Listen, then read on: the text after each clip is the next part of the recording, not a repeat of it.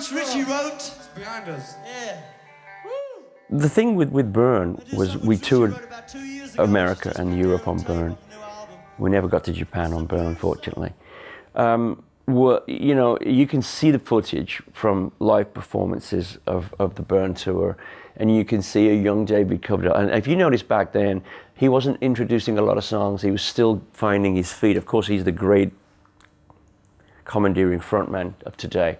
But back then, and nobody ever put a gun to my head to introduce songs.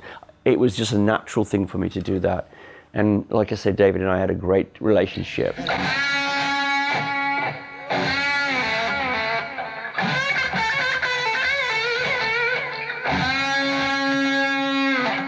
The California Jam, to me, I'm a bit ambivalent about it. I mean, it was an astonishing occasion. I mean, so many people. Just, you know, you get out on stage and see that many people. It's massively intimidating. So what I did is I played to the front 3 rows. I mean, that's all I could do. You know, just say, okay, you guys are my audience tonight. You know, I can't possibly hope to reach the guy a quarter of a mile away. You know, it's unbelievable. It was almost ruined by the. And I have to say, this was not Ritchie's fault. It has been reported that it was Ritchie's fault that we nearly didn't go on. We had a contract that stated quite specifically in black and white that Deep Purple would go on at sunset, because we wanted to be, we were offered headline position, we accepted headline position, and we wanted to be the first band that would use lights. It was quite simply, we wanted it to be a piece of theatre, and that was in our contract.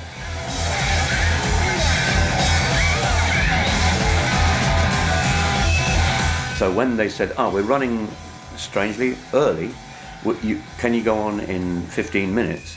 Ritchie looked at his watch, looked at the sun and went, no. They came to the rest of the band and we said, no, it's sunset. Ritchie took it a slightly step further and locked himself in his caravan. So we couldn't go on. And the promoters were actually ABC Television. And it was being filmed by them, and it was all rather a big deal, and there were 400,000 people waiting until Ritchie decided that it was actually sunset. But you know, he was right. It was in our contract. Thus, he was stoked when he got on, a little angry. Thus, he played brilliant. I mean, he's playing like a demon up there.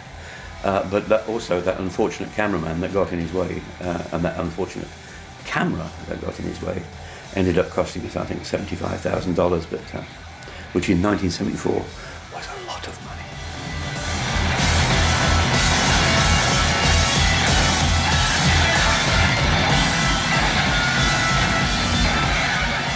I don't bring California Jam up because it's like my calling card, but it just happened to be in the mid-70s the biggest concert event ever.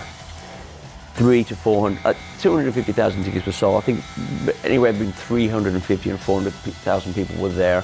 It was a great moment for the band, hence Ritchie's smashing of the guitar neck into the camera, and the blowing up of the amps, and some of it was out of tune, you know, and my the white suit I was wearing, it's like, yeah, it's there, it's for everyone to see.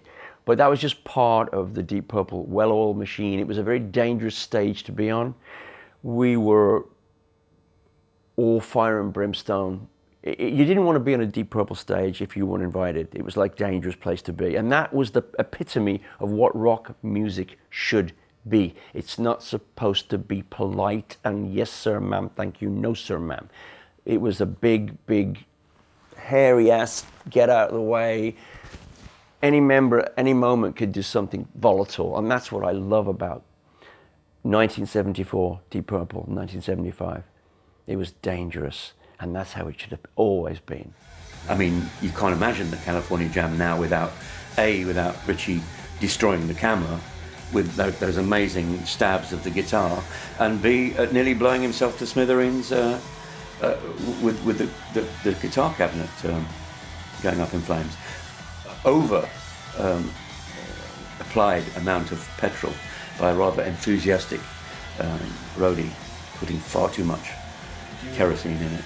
We just ran off stage and got on a helicopter. I mean, it was such a high energy thing, and you had to be so good for that many people. You wanted to be, and the other bands that were on, I mean, there were some terrific bands on, so we wanted to be as good as we possibly could be.